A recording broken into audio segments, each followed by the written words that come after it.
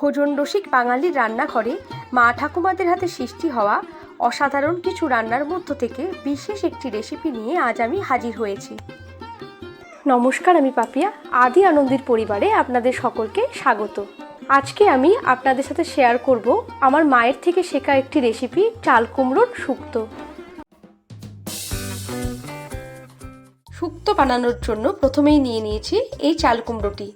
এটি দেখতে অনেকটা গোলাকৃতি।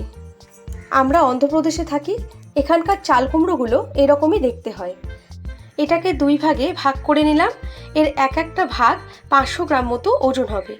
এর একটি ভাগই আজকে রান্নাটাতে ব্যবহার করব। চাল কুমড়োর ফালিটাকে ভালোভাবে ধুয়ে নিয়ে 4 ভাগ করে বাদ দিয়ে দিচ্ছি দানাগুলো বাদ দিয়ে দিয়েছি। এবার ছাড়িয়ে নিচ্ছি এর খোসাটা।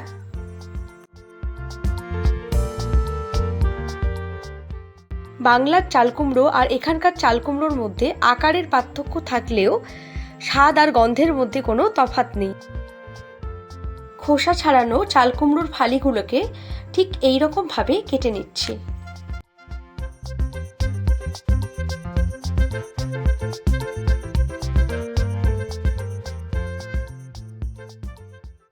মা ঠাকুমারা বলেন, সবজি কাটার ধরনের ওপর তরকারির স্বাদ অনেকটাই নির্ভর করে।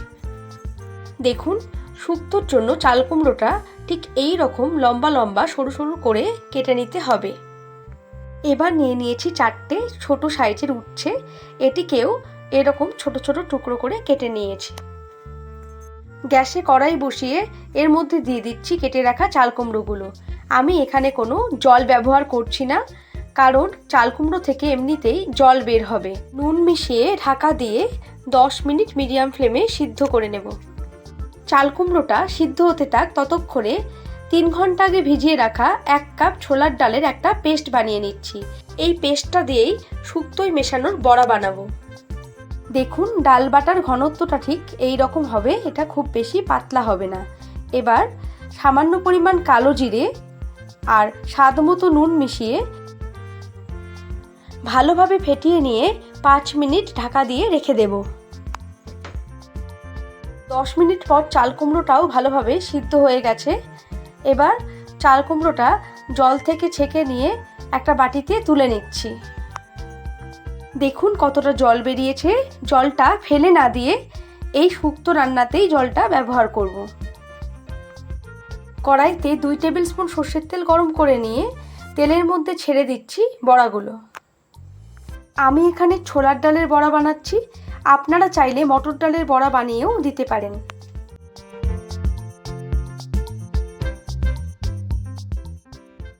বড়াগুলির 2 পিঠ লাল করে ভেজে নিয়ে একটা বাটিতে তুলে নিচ্ছি। ওই একই তেলে দিয়ে দিচ্ছি কেটে রাখা উচ্ছে। নুন দিয়ে ভালোভাবে উচ্ছেটাকে ভেজে নিয়ে একটা বাটিতে তুলে নিচ্ছি। সমস্ত উপকরণ প্রস্তুত। এবার চলে আসি শুক্তো রান্নার প্রধান পর্যায়ে। 2 চামচ সর্ষের তেল গরম করে ফোড়ন দিলাম। 1 চা চামচ 5 ফোড়ন আর একটি তেজপাতা। ফোড়ন থেকে সুন্দর গন্ধ বার হলে দিয়ে দিলাম সিদ্ধ করে রাখা চাল কুমড়ো।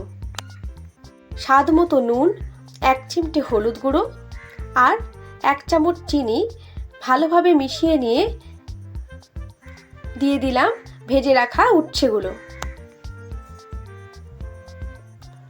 সমস্ত উপকরণগুলো ভালোভাবে মিশিয়ে নিয়ে দিয়ে দিচ্ছি 2 টেবিল স্পুন সর্ষে বাটা আর হাফ চা চামচ আদা বাটা। সমস্ত মশলাটা ভালোভাবে কষিয়ে নিয়ে মিশিয়ে দিলাম তুলে রাখা চাল কুমড়ো সিদ্ধর জলটা। সমস্ত মশলা ভালোভাবে মিশিয়ে নিয়ে ঢাকা দিয়ে 5 মিনিট মিডিয়াম ফ্লেমে ফুটতে দেব।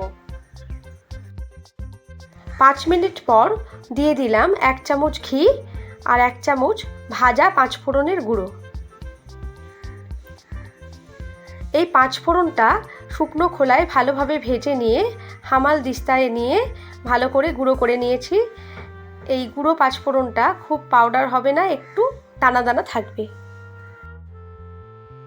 ঘি আর ভাজা মশলাটা ভালোভাবে মিশিয়ে নিয়ে দিয়ে দিলাম ভেজে রাখা বড়াগুলো ভালোভাবে ঝোলের মধ্যে ডুবিয়ে নিয়ে একটা ঢাকা দিয়ে 1 মিনিট ফুটিয়ে নিলেই তৈরি হয়ে যাবে দারুণ স্বাদের চাল কুমড়োর শুক্তো। রেসিপিটি ভালো লাগলে অবশ্যই লাইক, কমেন্ট, শেয়ার আর আমার চ্যানেলটিকে সাবস্ক্রাইব করার অনুরোধ রইল। আগামী সপ্তাহে ফিরে আসছি আরও একটি নতুন রেসিপি নিয়ে। আপনারা সবাই ভালো থাকুন, সুস্থ থাকুন। ধন্যবাদ।